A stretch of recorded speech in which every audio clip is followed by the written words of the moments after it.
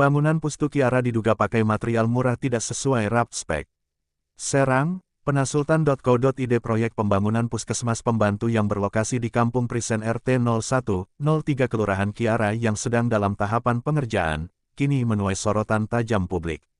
Dilihat dari papan informasi proyek PIP, pembangunan pustu dikelola oleh Dinas Kesehatan Kota Serang dan dikerjakan oleh CV, Sinar Harapan kontraktor, dan konsultan pengawas tidak dicantumkan, dengan anggaran sebesar Rp729.353.000 juta dari APBD Kota Serang tahun 2025. Namun dalam pelaksanaannya diduga asal jadi, menggunakan material murah tidak sesuai dengan rancangan anggaran belanja RAP. Pasalnya dari hasil investigasi media Penasultan.co.id secara eksklusif dan inten dalam beberapa hari di lokasi proyek pembangunan pustu, melihat beberapa kejanggalan seperti, tidak adanya pelaksana proyek, dan konsultan pengawas, molor, dalam pelaksanaannya, para pekerja hanya sebagian yang menggunakan sepatu diduga tidak dibelikan alat pelindung diri (APD). Penggunaan material besi, batu, atau semen, murah yang diduga tidak sesuai harga yang ditentukan di RAP, dan yang lebih parahnya galian pondasi yang tidak sesuai ukuran dan tidak menggunakan pasir sebagai lantai dasar pondasi. Menurut keterangan masyarakat setempat saat dipertanyakan terkait pembangunan puskesmas pembantu, mereka tidak pernah ditawarkan untuk kerja di situ. Nggak ada yang kerja orang sininya, yang kerja di situ langsung bawa dari rangkas semuanya, padahal kami juga bisa kalau kerja kasar kayak gitu, tapi mereka tidak pernah menawarkan pekerjaan, untuk kerja di situ katanya sudah satu tim. Ucapnya tanggal 27 Juni tahun 2025.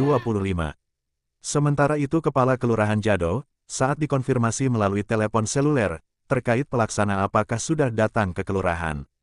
Belum ada yang kesini Kang, dari kemarin ditungguin, pelaksananya juga nggak tahu Kang, ujarnya, singkat.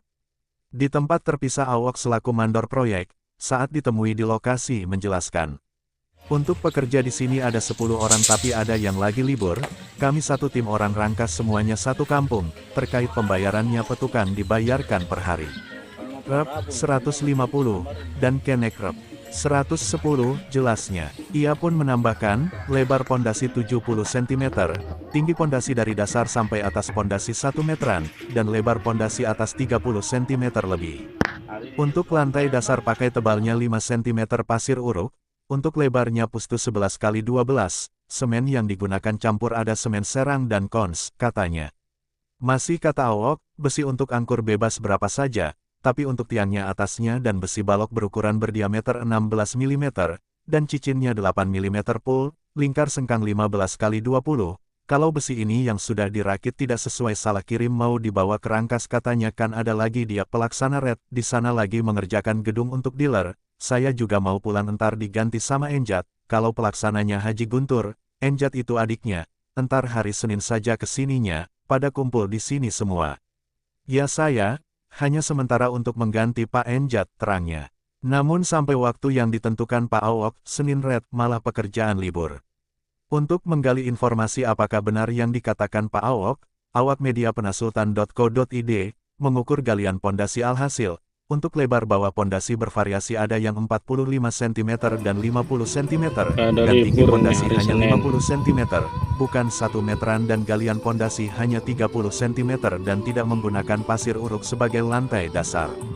Sampai berita ini diterbitkan pihak pelaksana, konsultan pengawas, dan Dinas Kesehatan belum dikonfirmasi, media Penasultan berencana dalam waktu dekat akan ke Dinas Kesehatan Kota Serang, Banten, untuk konfirmasi lebih lanjut.